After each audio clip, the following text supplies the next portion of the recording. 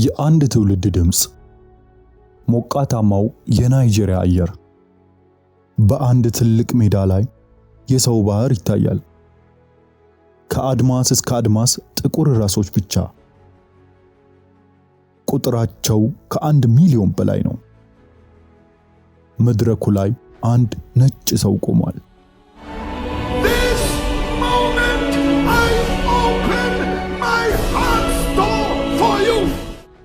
ላቡ በፊቱ ላይ ይወርዳል።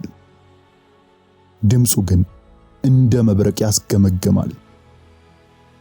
አፍሪካ ትድናለች የሚል ጩኸት። ሕዝቡም እንደ አንድ ልብ ሆኖ በአንድ ድምፅ ይመልሳል። ይህ ሰው ሬይንሃርድ ቦንኬ ነው። ከመካከለኛው አውሮፓ ተነስቶ የአፍሪካን አቧራ የለበሰ፣ በጀርመን ተወልዶ ልቡ ግን በጥቁር አህጉር ውስጥ የጠፋ ሰው ነው። ይህ የጥሪ፣ የጽናት፣ የሞት አፋፍ ገጠመኞችና ድንቅ ታምራቶችን የያዘ ታሪክ ነው።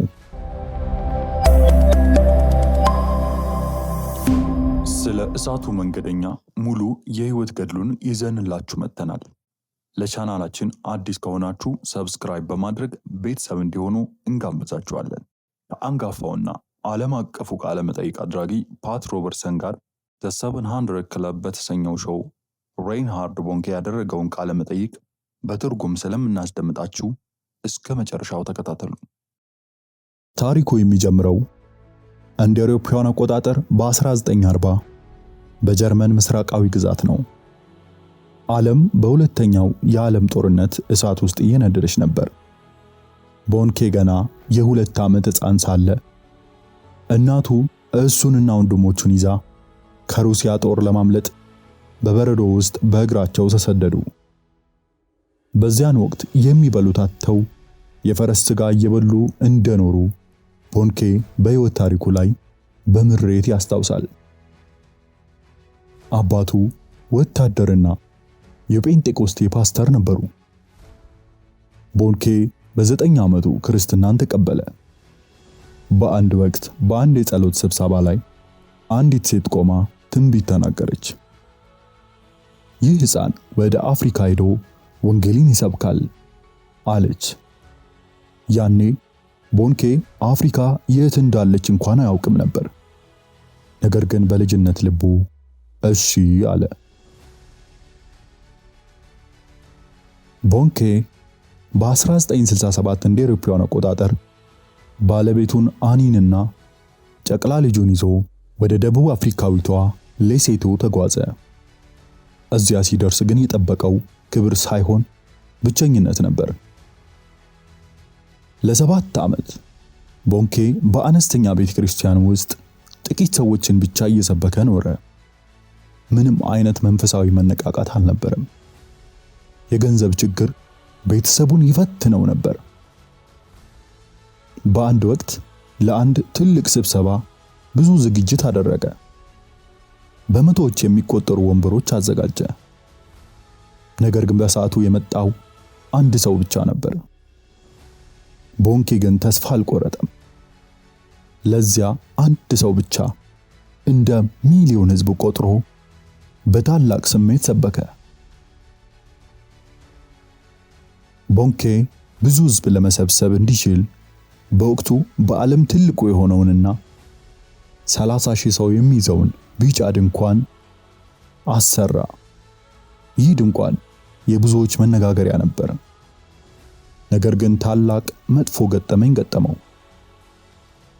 ድንኳኑ ተተክሎ አገልግሎት ሊጀመር ጥቂት ሲቀረው ኃይለኛ አውሎ ንፋስ መጣ። ያንን ግዙፍ ድንኳን እንደ ጨርቅ ቀደደው፣ ምሰሶቹን ሰባበራቸው። ቦንኬ ፍርስራሹን እያየ በምሬት አለቀሰ። ጌታ ሆይ ለምን ብሎ ጠየቀ። በዚያው ሌሊት እግዚአብሔር በልቡ ተናገረ።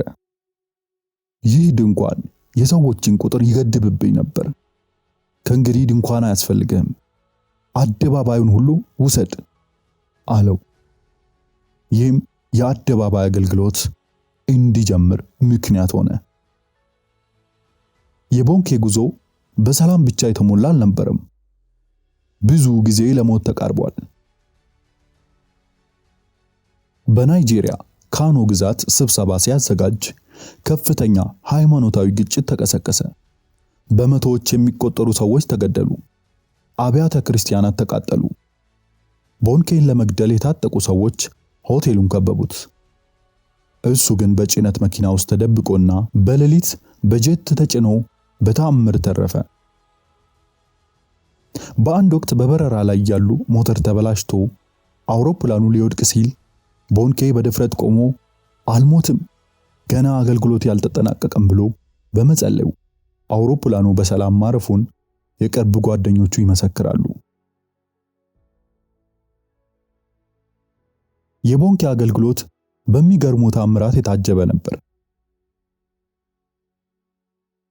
በ2001 እንደ አውሮፓውያን አቆጣጠር በናይጄሪያ ዳንኤል የተባለ ሰው በመኪና አደጋ ሞቶ ለ2 ቀናት በሬሳ ክፍል ውስጥ ከቆየ በኋላ ቤተሰቦቹ ቦንኬ በሚሰብክበት ቦታ በሬሳ ሳጥን ይዘውት መጡ።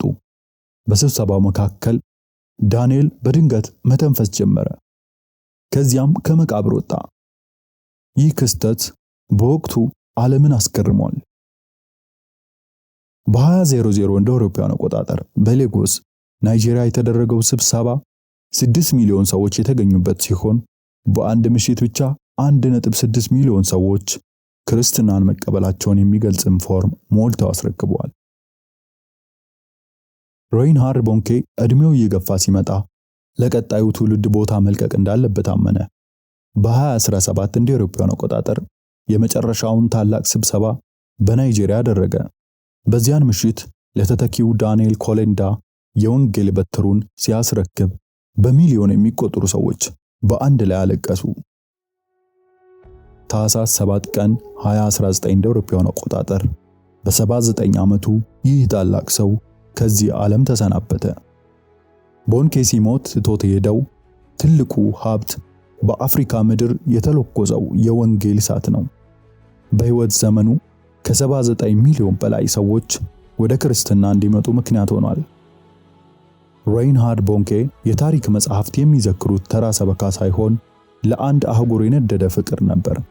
በጦርነት ተሰዶ፣ በረሃብ ተገርፎ፣ በንፋስ ድንኳኑ ፈርሶ፣ በሞት ተፈትኖ ግን ፈጽሞ ተስፋ አልቆረጠም። ዛሬም ቢሆን የአፍሪካ ሰማይ በአንድ ድምፅ ያስተጋባል። አፍሪካ ትድናለች። A huge map of Africa. And then the next thing was Africa became washed in. የእርሱ ታሪክ የሚያስተምረን ትልቁ ቁም ነገር እግዚአብሔር ከጥቃቅን ነገሮች ውስጥ ታላቅ ነገርን የማውጣት ጥበብ አለው የሚል ነው።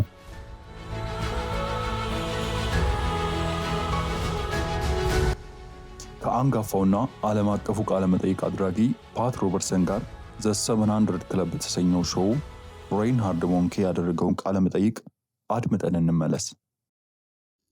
ፓት ሮበርትሰን ወንበሩ ላይ ተቀምጦ በፊቱ ለተቀመጠውና በዓይኖቹ ውስጥ የወንጌል እሳት ለሚነድበት ሰው ትልቅ አክብሮት እያሳየ ነው። ያ ሰው በሚሊዮኖች የሚቆጠሩ ሰዎችን ወደ ክርስቶስ የመራውና አፍሪካ ትድናለች የሚለውን መፈክር ዓለም አቀፍ ያደረገው ሬይንሃርድ ቦንኬ ነው። ሬይንሃርድ፣ ዛሬ አብረን በመሆን ትልቅ ክብር ይሰማኛል። በአፍሪካ አህጉር ላይ እግዚአብሔር ባንተ በኩል ያደረገው ነገር በታሪክ ታይቶ የማይታወቅ ነው። ይህ ሁሉ ስሜትና ጥማት ከየት የመጣ ነው? ለመሆኑ እንዴት ነው ያ ሁሉ የተጀመረው? ሬይንሃርድ ቦንኬም በትህትና ፈገግ ብሎ ፓት፣ ታሪኩ የኔ ሳይሆን የጌታ የኢየሱስ ክርስቶስ ነው። ገና ወጣት ሳለው እግዚአብሔር በልቤ ውስጥ አንድ ትልቅ ራእይ አስቀመጠ። ያ ራእይ በቃላት ሊገለጽ የማይችል ነበር። በራእይም በኢየሱስ ደም የታጠበች አፍሪካን አየሁ። ከኬፕ ታውን እስከ ካይሮ፣ ከምዕራብም እስከ ምስራቅ አፍሪካ አህጉሪቱ ሙሉ በክርስቶስ ክብር ስትሞላ አየሁ። ያን ጊዜ ነው አፍሪካ ትድናለች ብዬ መጮህ የጀመርኩት። ሰይጣን አፍሪካን የራሱ የግል ግቢው ሊያደርጋት ይፈልጋል። እኔ ግን ነገርኩት፣ አይሆንም፣ አፍሪካ የኢየሱስ ናት። ፓት ሮበርትሰንም በመገረም በሚሊዮኖች የሚቆጠሩ ሰዎች በአንድ ስፍራ ተገኝተው ሲጸልዩ ማየት በጣም የሚያስገርም ነው። በናይጄሪያ ላጎስ ላይ የተደረገው ያንን ታላቅ ጉባኤ አስታውሳለሁ። ከ1 ሚሊዮን በላይ ሰዎች በአንድ ጊዜ ሲድኑ ማየት ምን አይነት ስሜት አለው? ሬን ፓት፣ እኔ የምሰብከው ወንጌል ዘመናዊ ወንጌል አይደለም። እኔ የምሰብከው ጥንታዊውንና ኃያሉን የክርስቶስን ደም ነው። በዚያ ጉባኤ ላይ መንፈስ ቅዱስ ልክ እንደ ኃይለኛ ነፋስ ሲወርድ አየሁ። እኔ እጄን በሰዎች ላይ አልጫንኩም። እኔ ግን ቃሉን ስሰብክ መንፈስ ቅዱስ ራሱ በሰዎች ላይ ይወርድ ነበር። ድውያን ይፈወሳሉ፣ ዕውሮችም ያያሉ። ነገር ግን ከፈውሱ ሁሉ በላይ ትልቁ ተአምር የነፍሳት መዳን ነበር። ሲኦል ሲበዘበዝ፣ ሰማይ ደግሞ በነፍሳት ሲሞላ ማየት ለኔ ከምግብና ከመጠጥ በላይ ነው። እኔ እኮ የገሃነም ነጠቃ ሥራ ላይ ነኝ ያለሁት። ሬይንሃርድ፣ ብዙዎች ስላንተ ሲናገሩ የእግዚአብሔር አጣምሮ ማጨጃ ማሽን ይሉሃል። ወንጌልን ለማድረስ የምትጠቀምበት ፍጥነትና ኃይል ልዩ ነው። እንዴት ነው ይህን አስገራሚ ፍጥነት ልትታደለው የቻልከው? ቦንኬ መልሶ፣ ምክንያቱም ጊዜው አልቋል ፓት፣ መከር ደርሷል። አጫጆቹ ግን ጥቂቶች ናቸው። እኔ በአንድ ማጭድ ብቻ ማጨድ አልፈልግም። እኔ በሚሊዮኖች የሚቆጠሩ ነፍሳትን በአንድ ጊዜ የሚሰበስብ መንፈሳዊ ትራክተር ነው መሆን የምፈልገው። እግዚአብሔር ሬይንሃርድ አፍሪካን እሰጥሃለሁ ሲለኝ ዝም ብሎ ተራ ተስፋ አልነበረም። እግዚአብሔር ቃል ከገባ ይፈጽማል። እኔ ደግሞ ለጌታ እንዲህ አልኩት፣ ጌታ ሆይ አንድም ነፍስ ለሰይጣን አልተውለትም።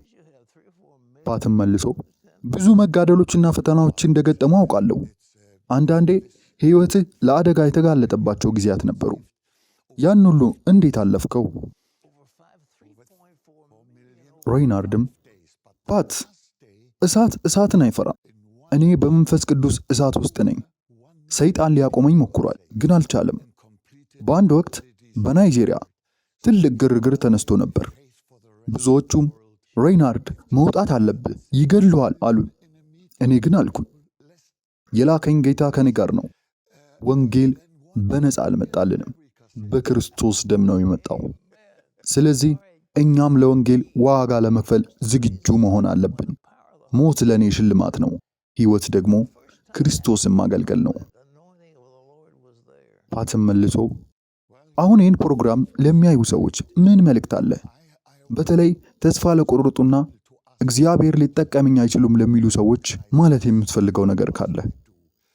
ቦንኬም ወደ ካሜራው ትኩር ብሎ በመመልከት፣ ስሙኝ፣ እግዚአብሔር ሰውን የሚመርጠው ችሎታ ስላለው አይደለም። እግዚአብሔር ራሱን ለሰጠ ሰው ችሎታን ይሰጣል። እኔ ተራ የጀርመን ልጅ ነበርኩ። ነገር ግን ጌታ ሆይ እነሆኝ ተጠቀመኝ አልኩት። አንተም ዛሬ ሕይወትን ለኢየሱስ ክርስቶስ ከሰጠ እግዚአብሔር አንተን የለውጥ መሳሪያ ያደርጋል። ሲኦልን ባዶ አድርጉ፣ ሰማይን ሙሉ።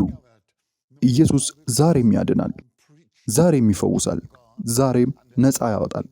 ቃለ ምልልሱም ሲያበቃ ፓት ሮበርትሰን ለጥቂት ሰከንዶች ዝም አለ። በክፍሉ ውስጥም ታላቅ መንፈሳዊ ከበሬታ ሰፍኗል። ሬይንሃርድ ቦንኬ ወንበሩ ላይ ተቀምጦ ሳይሆን እንደ አንድ ተዋጊ ወታደር ለቀጣዩ ዘመቻ የተዘጋጀ ይመስላል። የእርሱ ድምፅ አሁንም በ700 ክለብ ስቱዲዮ ውስጥ ያስተጋባል። አፍሪካ ትድናለች፣ ዓለምም ለክርስቶስ ትሆናለች። I said, Lord, what are these people? They just look